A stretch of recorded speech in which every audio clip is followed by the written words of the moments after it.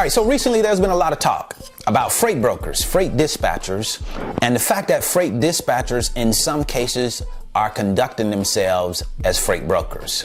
They're doing the job of a freight broker, but they don't have the proper authority. They don't have property broker authority, and they don't have a $75,000 surety bond. So you've had freight brokers that have a problem with that. They're saying that it's not fair that freight brokers have to have the proper authority and they have to have that $75,000 surety bond in order to legally broker freight.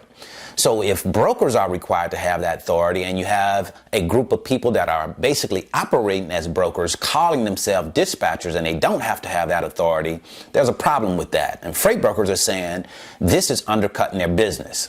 So the FMCSA, about a couple of months ago, started to look into this, and they said they were going to provide some clarification on exactly what a freight broker is and what a freight dispatcher is. And I noticed yesterday an article came out. It's a FreightWaves article, and they're talking about the 6 factors that will ultimately determine whether a freight dispatcher actually needs a freight broker authority.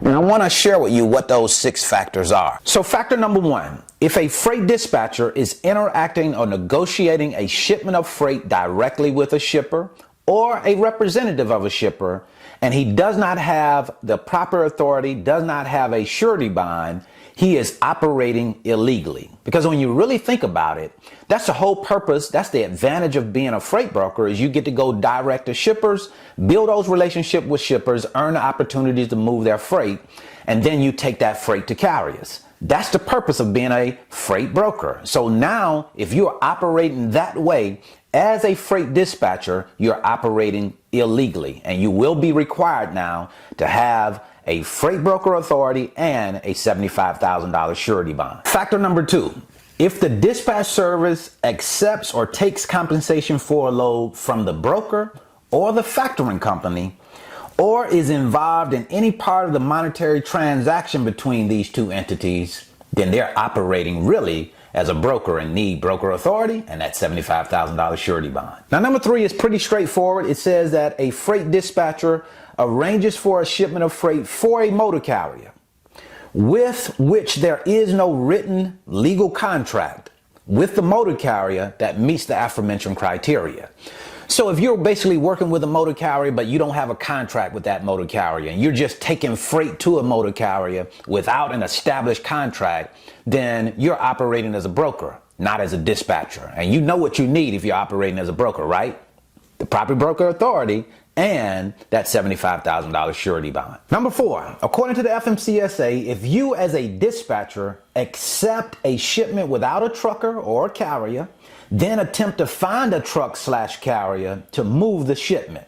Well, of course, that's just how we operate as freight brokers. We don't have carriers already designated to move the loads. We get the shipment first, and then we go and we find a carrier or a truck driver to move the load. That's what brokers do. And if you're doing that as a dispatcher, you're going to need that $75,000 surety bond and a property broker authority. And number 5 and 6 we're going to cover together. They're relatively short. It says number 5, if you are named party on the shipping contract, for example, if there is a rate quote between you and the shipper, your name is named on that contract, or your business is named on that contract, your dispatching business, then you need a brokering authority.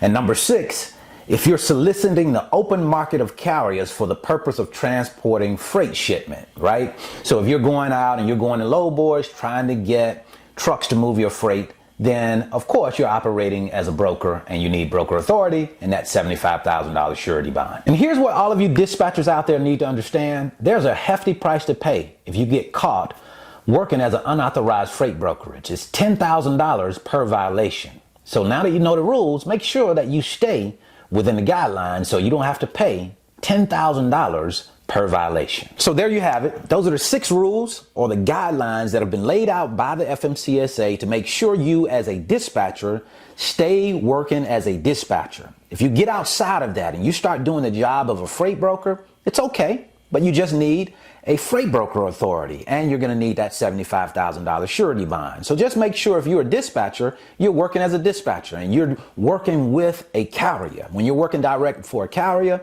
doing dispatch services, you should be just fine. That's what I wanted to share with you today. I certainly hope this information has been helpful. If you're interested in learning more about the freight broker business, I'll leave a free link in the description. It's my 5-video series and it's titled How the Load Movement Process Works. It gives you a chance to come into the office with me and you can watch over my shoulder as I move loads, talk to shippers and carriers to give you a better understanding of how this business works. And if you want to know more about how we go out and find customers, find the shippers, those direct relationships that we have with shippers, I'll leave you a free video right here showing you exactly how that's done. So until the next time, I wish you the very best in your life and business. See you all the way at the top of the mountain because the bottom is much too crowded.